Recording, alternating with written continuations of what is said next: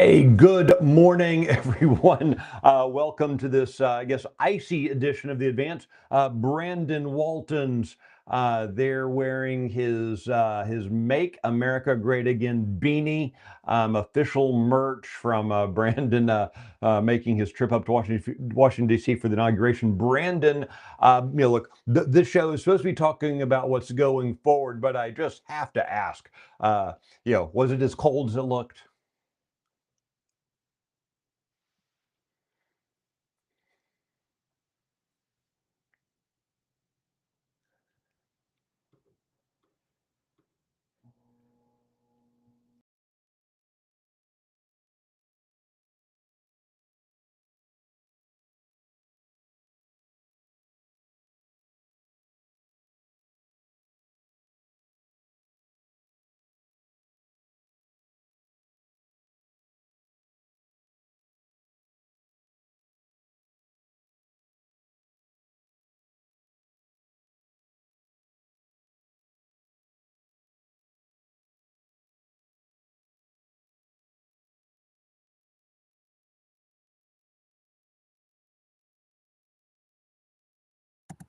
Oh, there we go. Can you hear me now?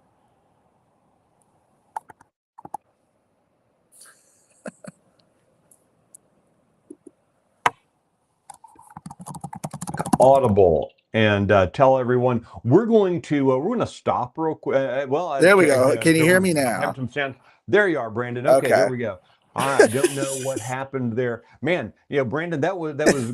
I was trying to do some lip reading there. I think, well, maybe this is just on my end, but I'm seeing a lot of folks lining in here telling me that they also were hearing no sound. So hey, we're going to pretend like that didn't happen, and we're going to sit here and just say, hey, welcome to this special icy Welcome. edition of the advance. Our kind of our reason for existence in doing the show is to give you a sense of what's coming up in the week ahead. But as you'll notice, my colleague Brandon Waltons is sitting here wearing his "Make America Great Again" official souvenir beanie. And so, Yes. Brandon, I just kind of asked you for a quick update on you got back late last night into Texas. Give us a quick sense of just kind of the energy that you saw there in Washington, D.C. Yeah, sorry. I think I was on mute. See, this is the problem. These turn into every Zoom call ever, right? If anyone's been on a Zoom call, this is how it goes, right? I'm the guy who was on mute. But no, it was it was a cold time. Obviously, the temperature is very cold and very windy, especially yesterday in DC. There was snow, earlier that morning through the night, and so makes sense why they moved the festivities indoors, why they had to sort of move things around. A lot of people there regardless, though, I will say, a number of Texans we ran into, a lot of people from across the country who came just to be in the city, just to be there for the moment. And I think that when you look at what President Trump did yesterday, it's not even a full day, right? I mean, he was sworn in at noon. So the half a day that he had, I think he more than made up for it. When you look at, the executive orders he signed, when you look at some of the events, some of the things he said about what they're going to do in the weeks and months ahead, I think that, they made the best with what they could do. And I think, people are really, really excited about the next 4 years. All right, so appreciate that little update. Of course, folks, you can go to texasscorecard.com and take a look at the article Brandon wrote kind of his observations there from the inauguration. But as I noted, we're much of Texas seeing images on social media, folks posting from Houston. A lot of snow in Houston last night. Just kind of icy, gunky stuff here outside my window. I guess up in the Metroplex, it's just cold. So anyway, Yeah. so the Texas Capitol is actually closed today. The House was going to be meeting tomorrow on Wednesday to finally take up consideration of the House rules, but they've postponed that now until what, Brandon? 2 o'clock on Thursday? Till 2 o'clock on Thursday. So they'll probably gavel in just for a little bit procedurally tomorrow. I don't expect anyone, many people to be there. I do think that Speaker Dustin Burrows said that he was staying in Austin through the weekend, so he'll probably just gavel them in and delay it essentially till Thursday afternoon, which is a big deal because we're talking about some unfinished business from last week, which is the House rules, which I think we'll talk about here more in a moment. But basically, you'll have both chambers coming back. I think the Senate as well is supposed to be coming back tomorrow afternoon, But I wouldn't expect, depending on what the roads look like, especially with so many members from Houston and from around Central Texas and some of these areas. The weather's probably going to delay some of the work there as well. Brendan, we generally, historically, we've been accustomed to the rules starting, the rules debates happening within a day or two of the legislative session starting. I think that you had done the math, and this is now the latest that we have seen the rules happen. Maybe a day later in 2009. But still, this is a very late start to things. I'm seeing a comment on Facebook, Ron Mathis, saying the lack of urgency would maybe suggest to folks that the session lasts more than just 140 days, and that's a real concern, isn't it? Well, absolutely. I mean, nobody's going to give them grief, for taking a couple days due to weather. That's out of their control. But the real problem is that this is something that would normally have been done last week. And you say, was this an important thing? Well, yeah, is when you talk about what the House needs to do, what anybody needs to do. But we're talking about the Texas House here. They need a few big things. One of those is a speaker. Well, they took care of that last week, right? We had that vote Right. on Tuesday. But then you need some rules to operate by, essentially saying, okay, these are going to be the committees. These are, how we're going to deal with points of order, etc. How a bill's going to get through that process. All of those things are contained in the rules. And until they get that down, there's not really a lot else that they can do. Right now, they're sort of, if you want to get in the weeds a little bit, if you're nerdy about this stuff, they're temporarily operating on last session's rules until they pass new rules. But it's basically the next step in the process. Usually, this happens a couple days after they swear in. So it would have probably happened last Thursday. Would have been traditional.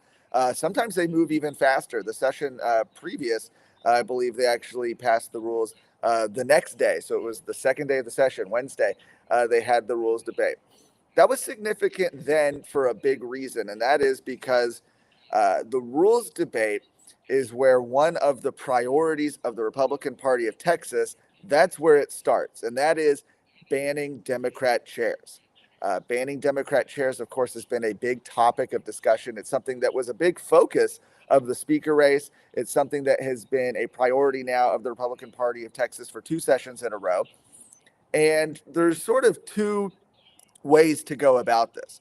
One is the speaker can just not appoint Democrat chairs, right? That's kind of the Right. easier way, right? Speaker has the ability to appoint whoever he wants as a chair. He can decide, I'm going to only put Republicans in charge. That's one way.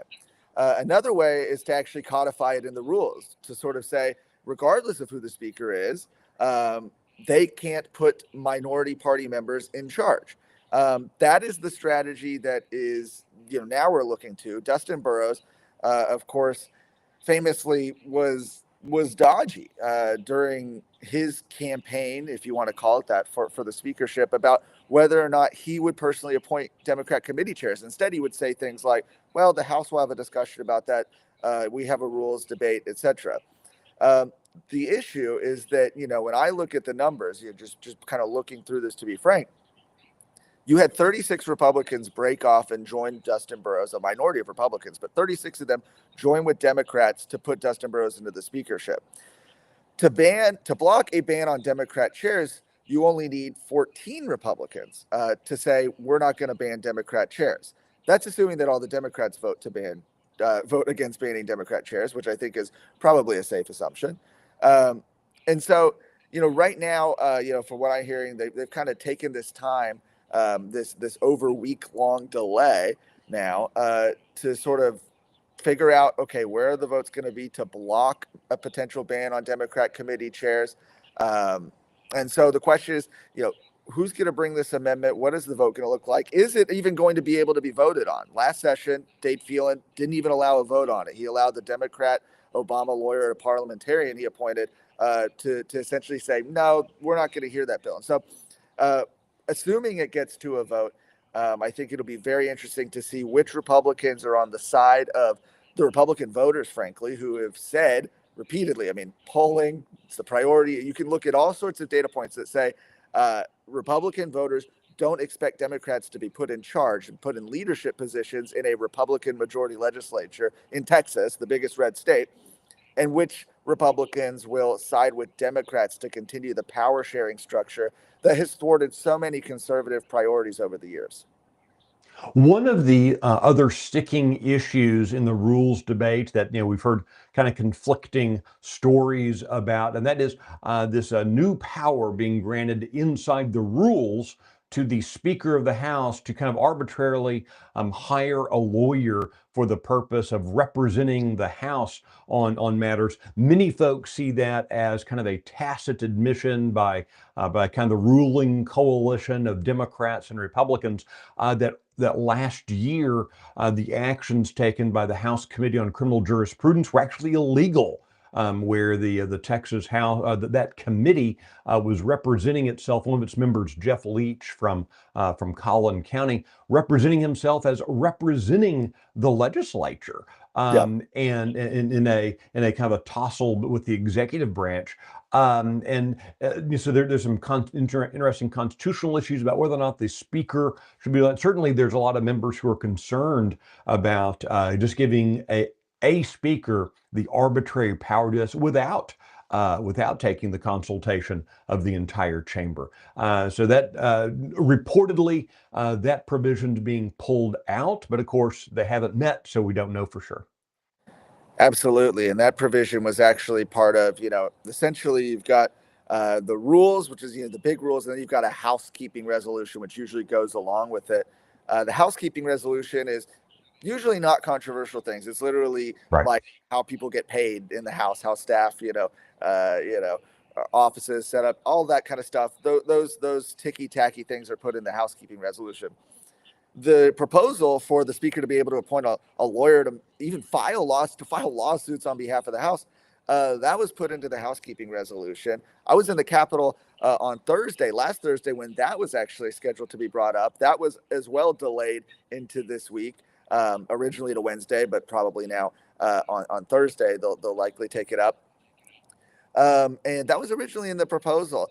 And what we had found out is that there was apparently a point of order that was found on that section, that proposal, and so they had to save face and delay it.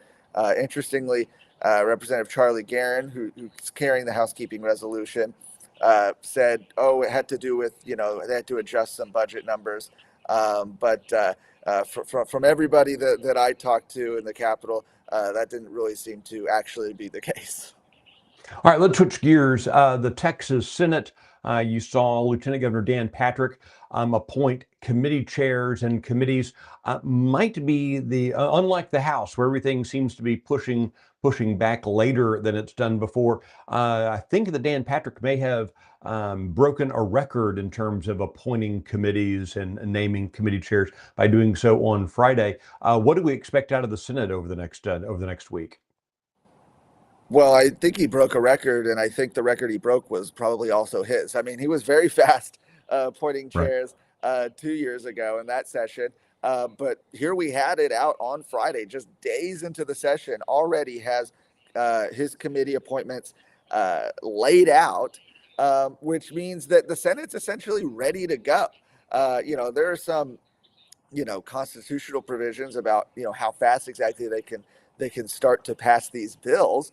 But I think that Dan Patrick has made it very clear the Senate's going to be moving very fast, especially when it comes to some of the priority legislation that he's already named. We expect him to name some more shortly. But things like school choice, even ending taxpayer-funded lobbying, a number of these proposals, he has made it very clear that he's going to be sending these bills as fast as he can to the House. And it's going to be up to Speaker Dustin Burrows as well as the House members themselves on how they respond. Um, they essentially have two choices. They can either pass them, which would be, I would say, in line with the mandate that voters gave in the November election when they, up and down the ballot, saying that they want to see Republicans win and want to see Republicans actually get their legislative agenda across. Or they can obstruct, which would be what we've seen in the past sessions under Dade Phelan and Dennis Bonnen and Joe Strauss before him. Uh, that path is a very dark path, I think, for Speaker Dustin Burrows and for any of the members who decide to go along that way. Because unlike previous sessions where, maybe there's been a little bit of a cooling off period, a wait and see between the Senate and the House, Dan Patrick and the Speaker of the House, that whole dynamic there. Um, Dan Patrick has been very vocal already that he sees Dustin Burrows as somebody who was not Republicans' choice, that he was Democrats' choice for Speaker, and that Democrats are celebrating installing a Speaker despite the wishes of the majority of Republicans in the Texas House. And so he's been already out there and said, look, we're going to pass these. Dustin Burrows needs to do the right thing. And if he doesn't, I expect that you're going to see a lot of consternation between the two chambers. So kind of last note here, shifting from our state focus to more of a local stuff. A very fascinating story. This kind of is going to be impacting people today and tomorrow in Harris County, where kind of the very conventional wisdom has been that when it's below freezing, you should leave a faucet dripping to help relieve pressure in your pipes. Harris County did kind of the normal thing that a lot of Texas counties do, since we're not used to this horrible cold weather, and said, hey, make sure you're dripping your faucets. The city of Houston then immediately put out guidance begging people not to do that because the infrastructure in Houston has been allowed to decay and get so bad that they're worried about losing water pressure. They're worried about their pipes and to handle that kind of steady flow of water. Crazy situation in Houston and Harris County. Yeah, I mean, what do you do, right? If you're somebody in Harris County, I'm sure there's people from Harris County watching. Who live in Houston. You're getting these two conflicting guidances, and it's like, I don't know. I'm not a plumber. I'm not a civil engineer. I don't know.